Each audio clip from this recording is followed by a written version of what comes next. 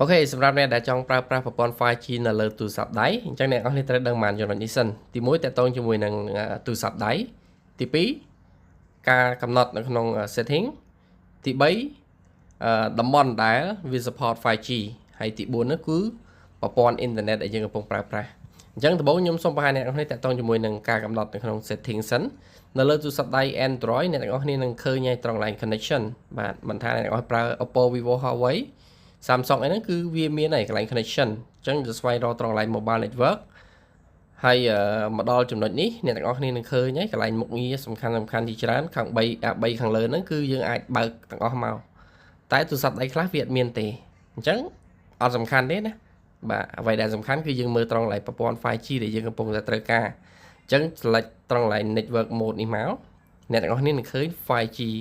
preferred អញ្ចឹងចុច select នៅលើ 5G យើងមក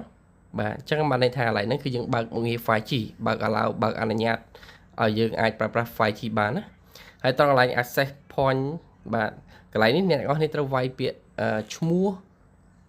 ក្រុមហ៊ុន SIM card ដែលយើងកំពុងតែប្រើប្រាស់អញ្ចឹងខ្ញុំប្រើប្រាស់ cell card ខ្ញុំវាយកន្លែងហ្នឹងគឺខ្ញុំដាក់ cell card បាទវាយដូចខ្ញុំហ្មងអញ្ចឹងមកតែពីរខាងលើហ្នឹងបានហើយ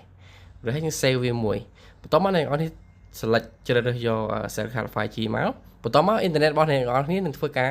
refresh វា load ទៅធម្មតាបើយើង support 5G ហើយគឺវានឹងដើរ 5G ឯងប៉ុន្តែអានេះគឺវាអត់ដើរទេ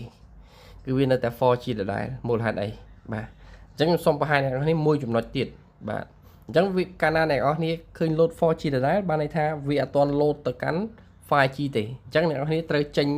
ពីក្នុង setting ហ្នឹងបានន័យថាក្នុងការកំណត់របស់យើងនៅក្នុង setting គឺយើងធ្វើរួចរាល់ហើយ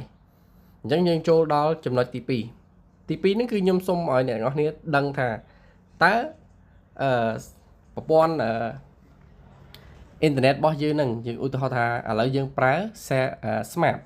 ឬក៏ cell card អ្នកទាំងអស់គ្នាអាច search ចឹងបានយើង search នៅក្នុងអ៊ីនធឺណិតមកដើម្បីយល់ដឹងបន្ថែមអញ្ចឹងខ្ញុំសូម search smart Asita អ្នកទាំងអស់គ្នាបើសិនជាអត់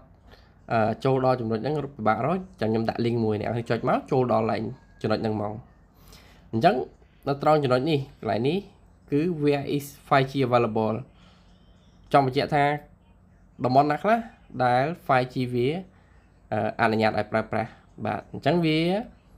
យើងពិនិត្យមើលរបៀបណានេះ check correct map បាទចុចនៅលើវាមួយមកហើយអ្នកនឹងឃើញហើយគឺវាដាក់ថា popular area 5G អញ្ចឹងយើង zoom វាតូចមកចង់ដឹងថាកន្លែងណាខ្លះវា support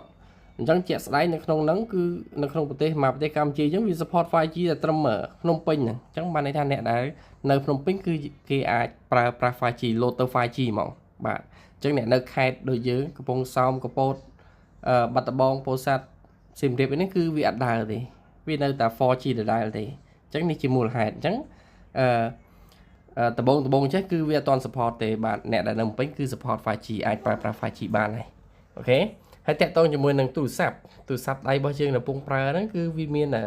Apple Oppo Samsung Realme Vivo អាហ្នឹងសុទ្ធតែទូរស័ព្ទដែលលក់នៅស្រុកខ្មែរយើងហើយយើងកំពុងតែប្រើប្រាស់ដូចគ្នាតែអ្វីដែលសំខាន់តើទូរស័ព្ទដៃរបស់យើង support 5G អត់បាទអាហ្នឹងគឺសំខាន់ដែរអូខេហើយតាក់ទងជាមួយនឹងការកំណត់ឲ្យដឹងថាទូរស័ព្ទដៃរបស់យើង support 5G ឬក៏អត់ហ្នឹងយើងចូលទៅមើលចំណុចទី1ដែលខ្ញុំបង្ហាញនៅក្នុង setting ណាឃើញ 5G អាហ្នឹងបានន័យថាទូរស័ព្ទដៃរបស់យើងវា support មួយ 5G ហើយអាចដើរដំណើរការ SIM 5G បានបាទអញ្ចឹងនេះខ្ញុំបង្ហាញអ្នកនរគ្នានៅលើទូរស័ព្ទដៃ Android អញ្ចឹងនៅលើ iPhone ម្ដង iPhone យើងកំណត់ setting ដោយរបៀបណាបាទអញ្ចឹងការបង្ហាញរបស់ខ្ញុំតាក់ទងជាមួយនឹងប្រព័ន្ធអ៊ីនធឺណិតនិងកន្លែងទីតាំងដែល support 5G គឺខ្ញុំបង្ហាញអស់ហើយរបៀបក្នុងការពិនិត្យមើលអញ្ចឹងតាក់ទងជាមួយនឹងការកំណត់ setting នៅលើ iPhone ម្ដងគេធ្វើម៉េចអញ្ចឹងអត់អីពិបាកទេអ្នកនេះចុចទៅក្នុង setting មកបន្ទាប់មកយើងមើលត្រង់ line cellular ខាងក្រោមគេត្រង់ line primary មានលេខទូរស័ព្ទតែរបស់យើងហ្នឹងអាហ្នឹងជា SIM ដែលយើងភ្ជាប់ជាមួយទូរស័ព្ទរបស់យើងហើយយើងមើលត្រង់ line voice and data កន្លែងហ្នឹងអ្នកទាំងអស់គ្នានឹងឃើញ 5G បើសិនជាអត់មានឃើញ 5G ទេបានន័យថាទូរស័ព្ទដៃរបស់យើងអត់ support 5G ណាបាទអញ្ចឹងយើង select យកតម្លៃ 5G auto មក ថយមកក្រោយវិញយើងមើលត្រង់កន្លែង data mode កន្លែងហ្នឹងអ្នកនរគ្នាឃើញទេ allow more data on 5G select ឡើងហ្នឹងឲ្យហើយមកអញ្ចឹងបើសិនជាកន្លែងហ្នឹងដើរ 5G ទូរស័ព្ទដៃរបស់យើងនឹង load 5G ហើយតែទូរស័ព្ទដៃរបស់ខ្ញុំនៅខេត្តទេអត់តន់ load 5G ណា